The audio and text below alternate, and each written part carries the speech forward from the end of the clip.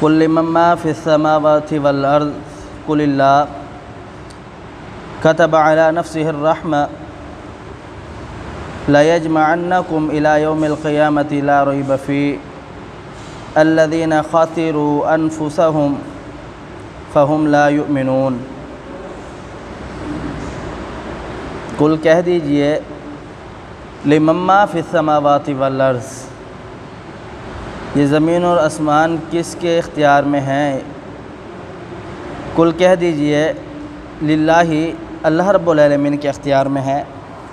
کتبہ لکھ دیا، علی نفسہ اس نے اپنے نفس پر، الرحمت رحم کرنا، لیجمعنکم الی یوم القیامہ وہ تمہیں ضرور جمع کرے گا قیامت کے دن، لا ریب فیہ جس میں ذرہ برابر بھی شک نہیں ہے، الذین وہ لوگ خسروا خسارہ اٹھانے والے ہیں، انفسہم جنہوں نے خسارہ اٹھایا، انفسہم اپنے نفسوں کا، فہم لا یؤمنون وہ ایمان نہیں لاتے۔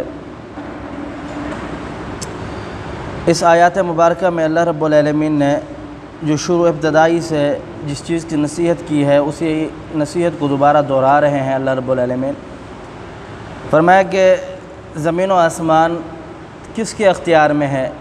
زمین و آسمان کا ذرہ ذرہ اللہ رب العالمین کے اختیار میں ہے۔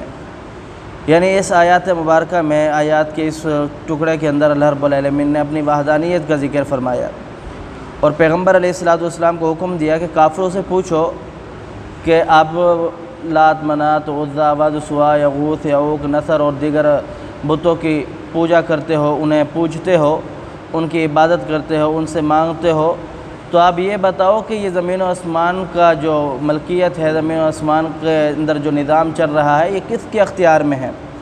آگے رب تعالیٰ نے جواب دیا کہ قل اللہ، کہہ دیجئے، آپ خود ہی جواب دے دیجئے اے پیغمبر کہ یہ اللہ رب العالمین کے اختیار میں ہے۔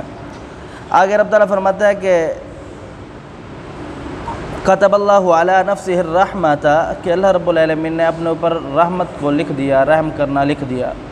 جناب ابی ہریرہ رضی اللہ تعالیٰ عنہ بیان فرماتے ہیں کہ رسول اللہ صلی اللہ علیہ وسلم نے بیان فرمایا، انسانیت کو پیدا کرنے کے بعد اللہ رب العالمین نے کتاب لکھی جو لوح محفوظ میں محفوظ ہے۔ اس کتاب کے اندر اللہ رب العالمین نے لکھ دیا کہ میرے غضب پر میری رحمت بھاری ہے۔